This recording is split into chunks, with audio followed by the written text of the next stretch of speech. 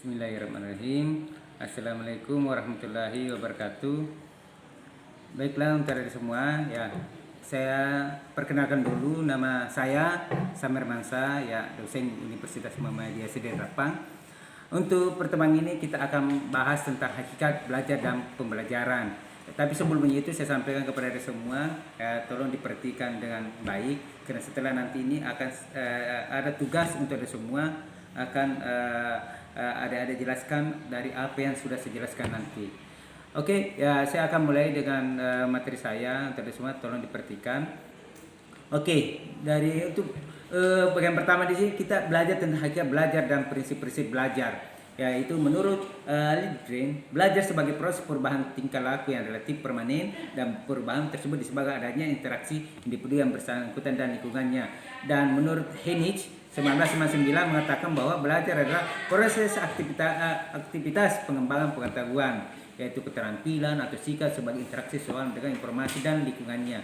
Sehingga proses belajar diperlukan dan pemilihan, penyusunan, penyampaian informasi dalam lingkungan yang sesuai dan memenuhi interaksi pembelajar dengan lingkungannya.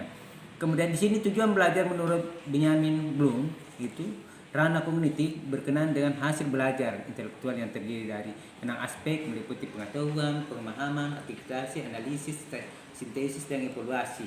Kemudian ranah afektif itu berkenaan dengan sikap dan terdiri dari 5 aspek yang meliputi penerimaan, jawaban, penilaian, organisasi, dan internalisasi. Kemudian yang ketiga itu ranah psikomotorik, yaitu berkenaan dengan hasil belajar yang berupa keterampilan dan kemampuan bertindak, meliputi 6 aspek yaitu gerakan refleks, keterampilan gerak dasar, kemampuan perspektual, ketepatan, keterampilan kompleks, dan gerakan ekspresif dan interpretatif. Kemudian bagian B di sini hakikat belajar dan komponen sistem pembelajaran, itu ada beberapa itu komponen utama dari desain pembelajaran adalah tujuan pembelajaran, adalah penjabaran kompetensi yang akan dikuasai oleh pembelajar. Kemudian yang kedua, belajar itu pihak menjadi fokus yang perlu diketahui meliputi karakter mereka, kemampuan awal dan prasyarat. Yang kemudian yang ketiga itu analisis pembelajaran, merupakan proses penganalisis topik atau materi yang akan dipelajari. Yang keempat itu strategi pembelajaran yang dapat dilakukan secara makro dalam kurun 1 tahun atau mikro dalam kurun 1 kegiatan belajar mengajar. Bahan ajar adalah format materi yang akan diberikan kepada pembelajar, penilaian belajar tentang pengukuran kemampuan atau kompetensi yang sudah dikuasai atau belum. Kemudian tujuan utama dari tahap implementasi itu pertama itu tujuan utamanya itu tahap implementasi yang merupakan langkah realisasi desain dan pengembangan adalah sebagai berikut. Contoh, membimbing siswa untuk mencapai tujuan pembelajaran kompetensi. Kemudian menjamin terjadinya pemecahan masalah, solusi untuk mengatasi kesenjangan hasil belajar yang dihadapi oleh siswa. Kemudian di sini berikutnya memastikan bahwa pada akhir program pembelajaran siswa perlu memiliki kompetensi pengetahuan, keterampilan, dan sikap yang diperlukan. Kemudian berikutnya ini langkah penyusunan perencanaan pembelajaran itu merumuskan tujuan khusus, yaitu merumuskan materi-materi pembelajaran yang disesuaikan dengan standar kompetensi yang kompetensi dasar pada mata pelajaran yang akan dikembangkan. Kemudian di sini ranah kognitif berarti tujuan pembelajaran berkaitan dengan aspek intelektual siswa melalui penguasaan pengetahuan dan informasi dan mengenai data dan fakta, konsep, generalisasi, dan prinsip. Kemudian di sini ranah afektif itu berarti berhubungan dengan penerimaan, apresiasi seorang terhadap suatu hal yang berkembang mental yang ada dalam diri seseorang. Kemudian berikutnya ranah psikomotorik berarti menggambarkan kemampuan dan keterampilan seorang yang dapat dilihat dari unjuk kerja atau performance yang berupa keterampilan fisik dan keterampilan non fisik.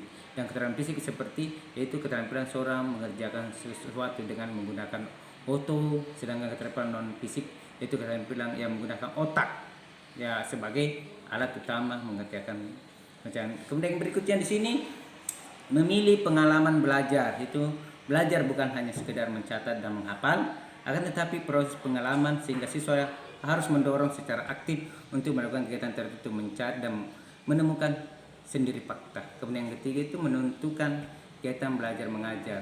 Itu menentukan kegiatan belajar mengajar yang sesuai pada dasarnya dapat dirancangkan melalui pendekatan kelompok atau pendekatan individual.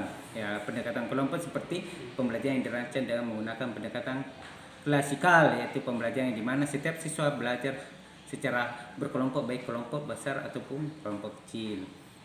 Kemudian yang keempat ini menentukan orang yang terlibat dalam proses pembelajaran.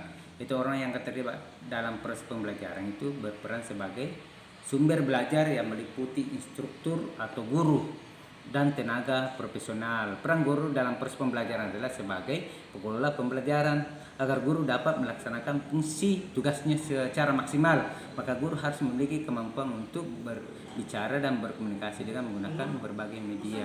Kemudian yang kelima itu memilih bahan dan alat. Penentuan bahan dan alat itu dapat mempertimbangkan hal sebagai berikut: keberagaman kemampuan intelektual siswa, jumlah dan keberagaman tujuan. Kemudian ini 6, ketersediaan fasilitas fisik. Kalau fasilitas fisik merupakan faktor yang akan berpengaruh terhadap keberhasilan proses pembelajaran. Itu fasilitas fisik meliputi ruang kelas, pusat media, laboratorium, lain-lain. Dan guru siswa akan bekerja yang menggunakan bahan pelajaran yang menempatkan alat berdiskusi. Kemudian yang ketujuh di sini, perencanaan evaluasi dan mengembangkan prosedur evaluasi merupakan faktor penting dalam perencanaan pembelajaran, sebab dengan evaluasi akan dapat dilihat keberhasilan pengulangan pembelajaran dan keberhasilan siswa mencapai tujuan pembelajaran.